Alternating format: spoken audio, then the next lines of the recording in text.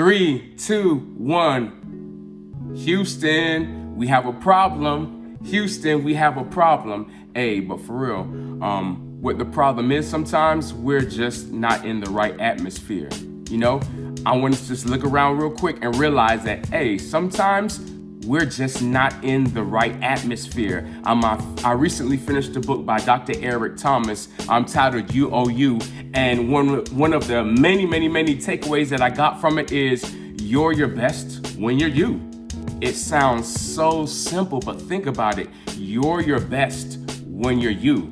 And your environment can often affect the person that you are. So we gotta be mindful as to the atmosphere that we allow ourselves to be in. Remember, I'm a teacher, not a speaker. I'll even throw in this quick example before I illustrate a little further. A baby alligator, as it develops in the egg, did you all know that the temperature could determine the gender of the alligator? Just think about that, right? As these eggs are developing, we're talking about the atmosphere in which these eggs are, right?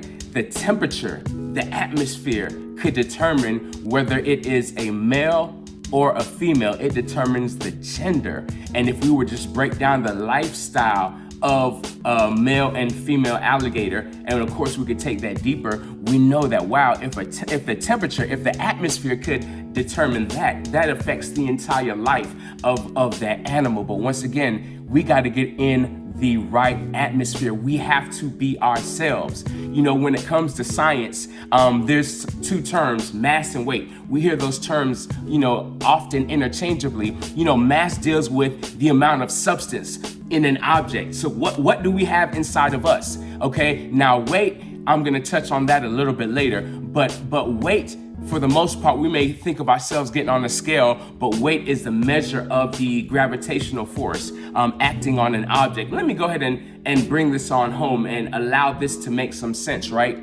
Let's say that I weigh 120 pounds, right? 120 pounds, I don't, but if I did, right?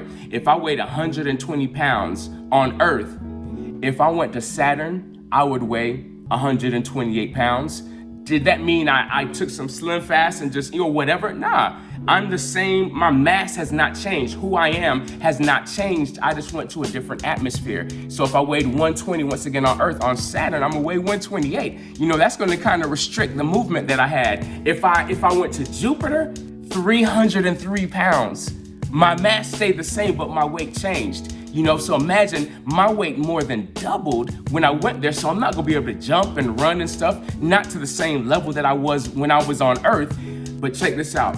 If I go to the moon, I'm 20 pounds. So I could barely put forth any effort and I'm lifting off the ground. Hey, but let me flip it. On the sun, I would weigh 3,249 pounds. So in that atmosphere, I would simply be crushed. I couldn't survive. I couldn't move. If I went to the moon, I'd weigh about 20 pounds. And just think about that for a second, right? I have the same strength in my legs and my body, my lower body, that I do on Earth. But if I'm on Pluto and I weigh 8 pounds, imagine how high I could jump with such little effort.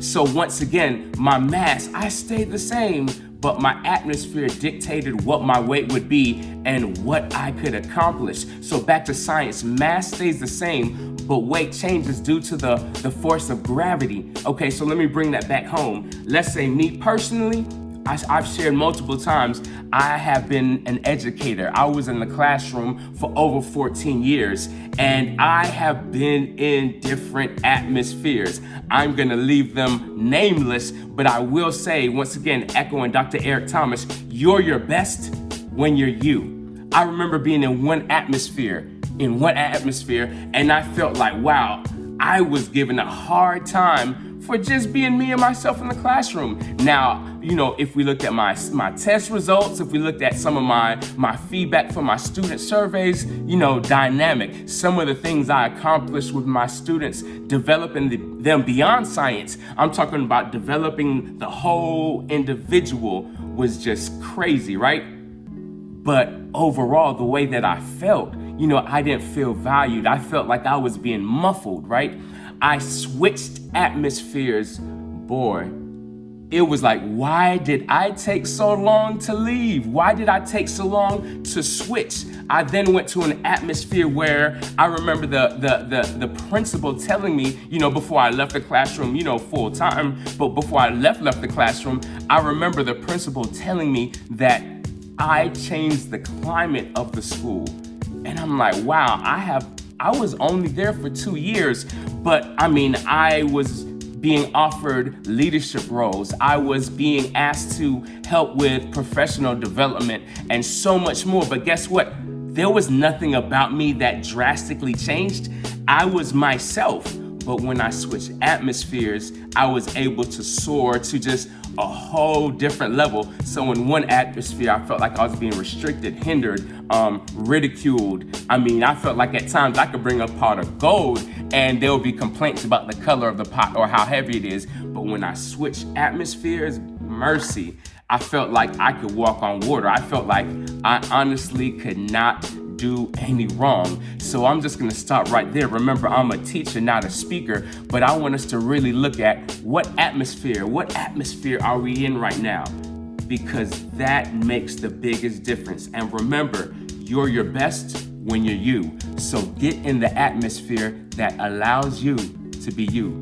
Y'all have a great day. Remember, I'm a teacher, not a speaker. Let's go.